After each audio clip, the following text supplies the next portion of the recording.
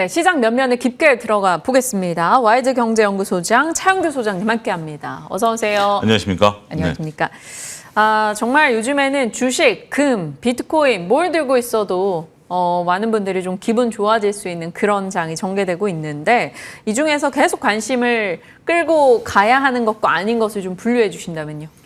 지금 시장에 있어서는 우리가 금 가격이 오늘 한 2.4% 아침에 좀 내렸어요. 네. 일단 뭐 이스라엘 휴전 얘기를 좀 나오고는 있기는 합니다만 전체적으로 지금 이제 환율과 이런 부분들도 같이 좀 보셔야 되는데 일단 화폐에 대한 그 믿음이 좀 사라졌다라고 좀 말씀을 좀 드릴 수가 있겠습니다. 그러다 보니까 안전자산으로 치유가 되고 있는 우리가 금이라든지 비트코인 가격이 사상 최고치를 나타내고 있다라고 말씀을 좀 드릴 수가 있겠습니다. 금 가격이 올해만 50% 가까이 상승을 좀 많이 했어요. 저희 어머니도 올 초에 금을 좀 내다 파셨다고 그러는데 지금 50%가 또 넘게 많은 분들이 또 이제 뭐 그 쓰시도 않는 금 같은 거 뭐 그렇다고 뭐 큰 건 아니겠습니다만 안 차시던 뭐 금목걸이나 뭐 금반지 이런 것들 소소히 내다 파시는 것 같은데 그렇게 좀 많이 오르는 것도 뭐 현실이다라고 말씀드릴 수 있겠죠. 그러다 보니까 이제 비트코인은 한 달 새에 이제 급등한 그런 모습들을 좀 나타냈다라고 좀 말씀드릴 수 있겠습니다. 일단 뭐 시장에 있어서 오늘 이제 시장과는 좀 별개의 얘기이긴 하겠습니다만 트럼프 관세 정책의 불확실성, 그 다음에 이제 BOJ에 있어서의 금리 인상에 대한 불확실성 이런 것들이 나타나면서 달러에 대한 전반적인 이제 강세 현상이 나타나면서 나머지 자산들이 약세를 나타냈죠. 우리 환율 같은 경우도 지금 오늘은 조금 소폭 빠집니다만 연휴 때 1,420원을 돌파하는 모습을 보였고 지금 이제 그 엔화 같은 경우도 150엔을 이제 돌파하는 그런 모습을 보이다 보니까 상대적으로 우리가 기존에 쓰던 화폐에 대한 믿음이 좀 줄어들면서 비트코인이라든지 금에 대한 선호 현상들이 더욱더 강화되고 있고 지금 어떻게 보면 모든 투자 자산이 다 지금 올라가고 있는 것 같아요. 뉴욕 시장에 있어서의 주식 시장, 우리 오늘의 이제 주식 시장, 그 다음에 뭐 부동산 시장까지 전반적으로 투자 자산, 그러니까 투자 자산이 이렇게 올라간다는 것은 거듭 말씀드리지만 화폐에 대한 믿음이 줄어든 것에 대한 결과치다 이렇게 좀 말씀드릴 수 있겠습니다. 그러면 지금의 환율 기준상에 또 외국인의 수급이 어떻게 되는지 관건이 될 것 같은데 당분간 이런 장이 계속 전개되리라고 보시는지 주식 보유자분들은 즐기면 되는 걸까요? 물론 이제 모든 주식 보유자분들이 즐기기 좀 어렵겠죠. 오늘 같은 경우도 시장의 양극화가 뚜렷하게 좀 나타나고 있는 거 아니겠습니까? AI 관련된 종목들은 상당히 올라갑니다만 오늘은 또 2차 전지가 또 폭락하는 그런 모습을 좀 보여주고 있고 나머지 업종 대부분도 상당히 조금 AI와 연관성이 떨어진다라면 약세를 좀 나타내는 부분들이다라고 말씀드릴 수가 있겠습니다. 이것이 지금 투자가 어려운 그런 부분들 중에 하나인데 지금은 당분간 AI 중심으로의 투자 자산, 그러니까 이제 지금 올라가는 것은 정확히 말씀드리면 미국과 우리나라 같은 경우 주식 시장이다라고 표현하면 조금 오류가 있을 것 같습니다.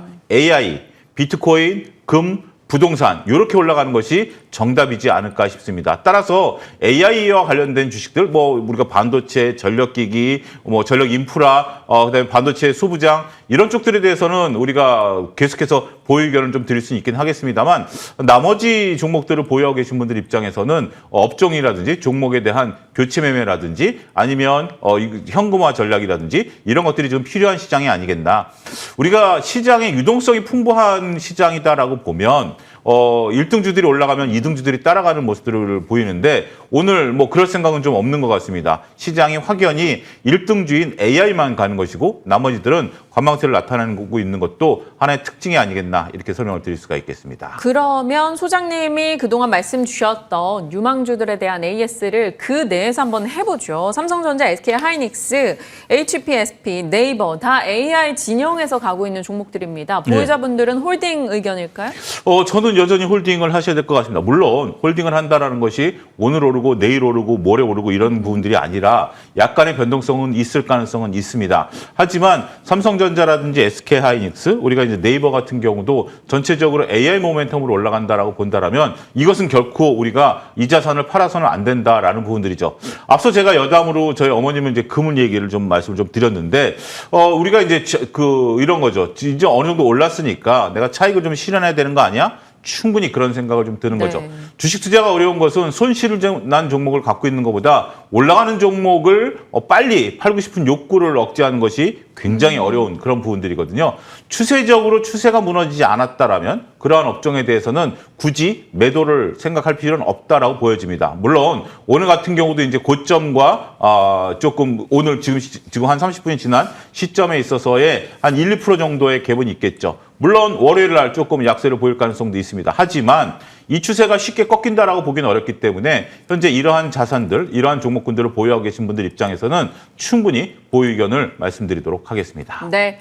갖고 계신 분들은 섣부르게 빨리 팔기보다는 일단 그 매도의 욕구를 진정시키면서 충분히 보유해보자라는 의견이었습니다. 자, 그러면 조선 섹터 종목 주신 게 있어요. 7월 21일입니다. 하나오션.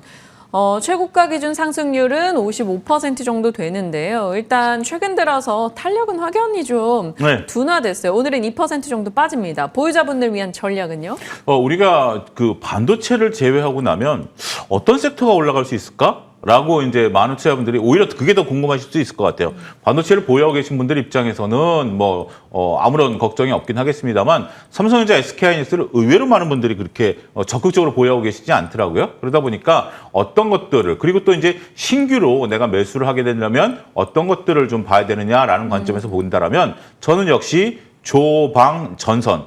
저는 개인적으로 원전에 대해서는 조금 약간 긍정적으로 좀 끌고 가고 있지는 않습니다. 오늘도 물론 원전주들이 올라가긴 합니다만 조방 전에 대해서는 전체적으로 순환매 차원의 접근이 충분히 유효할 수 있다. 오히려 밀릴 때 이런 것들을 모아가는 전략들은 여전히 유효하겠다. 자, 여러분들이 펀드 매니저라면 어떤 종목들을 여러분들 포트에 편입을 시키실 수 있을까요? 펀드 매니저는 두 가지 생각을 합니다. 일단 긍정적인 모멘텀이 나타나는 거. 그다음에 다른 사람들도 다른 펀드 매니저들도 포트에 추가할 가능성이 높은 그런 종목들을 본다라는 거죠. 그렇다면 지금 현재 오르지 않고 있는 종목들, 업종들을 편입을 시킬까요? 아니면 가는 종목들을 계속해서 편입을 시켜갈 가능성이 높을까요?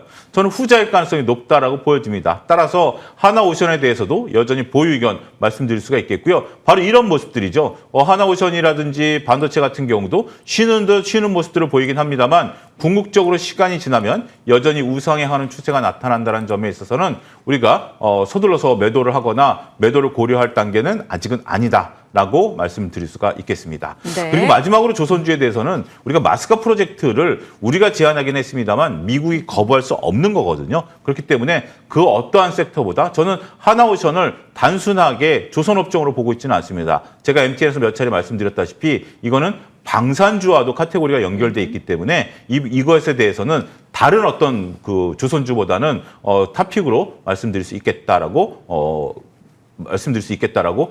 할 수 있습니다. 네. 시장에 대한 그리고 섹터 종목에 대한 AS 살폈고요. 이제 다음 주 오늘은 지나고 나면 또 주말이니까요. 3분기 실적, 삼성전자 잠정부터 시작해서요. 그리고 FMC 10월 말 그리고 에이펙 회의 암 종양학회 이런 일정들이 쭉 있어요. 이제 시장에 대해서 다음 주나 10월의 전략을 어떻게 짜십니까? 의외로 저는 어떤 그러한 말씀하신 그런 것들보다는 수급에서 저는 찾습니다. 오늘 같은 경우도 결국 외국인들이 매도가 나오다 보니까 결국 뒷심이 좀 부족해지는 거 아니겠습니까? 지금 시장에 있어서는 약간 흥분 상태인 것 같아요. 그러니까 오늘 만약에 시초가에 따라잡으셨던 분들 입장에서는 조금 약간 당혹스러우신 분들도 많이 계실 거예요. 그리고 오늘 시장이 불장이 될 것이다라고 예상을 하셨던 분들 입장에서 보면 오늘 몇몇 업종들이 큰 폭으로 하락세를 나타내는 물론 또 개별 이슈가 있긴 하겠습니다만 그럼에도 불구하고 그 여파가 이렇게 미치는 영향들을 보면 많이 좀 당혹스러우신 분들도 있을 거예요. 그러니까 결국 지금 수급장이에요. 오늘 특히 외국인들의 코스닥 매도를 한번 보면 야 이렇게 외국인들이 코스닥을 매도를 때릴 거면 지난 추석 전에 왜 샀을까? 라는 생각이 들 정도로 이런 의구심이 좀 든다라는 거죠. 불안한 것은 환율에 있다라고 좀 말씀을 좀 드릴 수가 있겠습니다. 환율이 1,400원을 넘어서다 보니까 외국인들이 서둘러서 국내 시장 및 아시아 시장에서 발을 빼고 있는 모습들이 확인되고 있다라고 말씀을 좀 드릴 수가 있겠죠. 물론 오늘 이제 일본 시장은 한 1% 넘게 상승세를 보이고는 있습니다만 어제 같은 경우는 좀 얘기가 좀 달랐죠. 그렇기 때문에 다음 주에 저는 가장 중요한 것은 외국인들 수급에 따라서 그리고 환율에 따라서 어떻게 시장이 움직이느냐에 포커스를 맞춰야 될 것으로 보여지고 있습니다. 물론 그 속에서 개별 이슈들이 있긴 하겠습니다만 그러한 개별 이슈들이 시장의 흐름을 바꿔놓거나 수급의 흐름을 바꿔놓을 만한 이유가 된다라고 보기는 어려울 것 같아요. 그렇지만 하나의 핵심은 있죠. 역시 AI 모멘텀은 살아있다라고 말씀드릴 수 있겠죠. 오늘 여러분들 반도체가 보이십니까? 전력기기가 보이십니까? 저는 오히려 더 전력기기가 보인다라고 말씀드릴 수 있겠습니다. 따라서 반도체에 의해서 전력기기가 이끌어진다라면 우리가 지금 이제 미국발 뉴스에 따라서 뭐 AI 모멘텀에서 볼 수 있는 부분들을 좀 놓고 보면 반도체보다는 전력기기 쪽이 훨씬 더 크지 않을까 이렇게 말씀드릴 수 있겠습니다. 네, 코스피는 3,600선의 싸움을 이어가고 있고요. 코스닥은 0.1%대 하락 정도인데요. 장후반까지 어떤 시세가 이어질지 지켜보셔야 되고요. 삼성전자와 하이닉스, 삼성전자 우선주로 사실 외국인의 수급은 다 집중되고 있습니다. 자, 차영두 소장님과 함께 했고요. 저희 같이 인사드릴게요. 고맙습니다.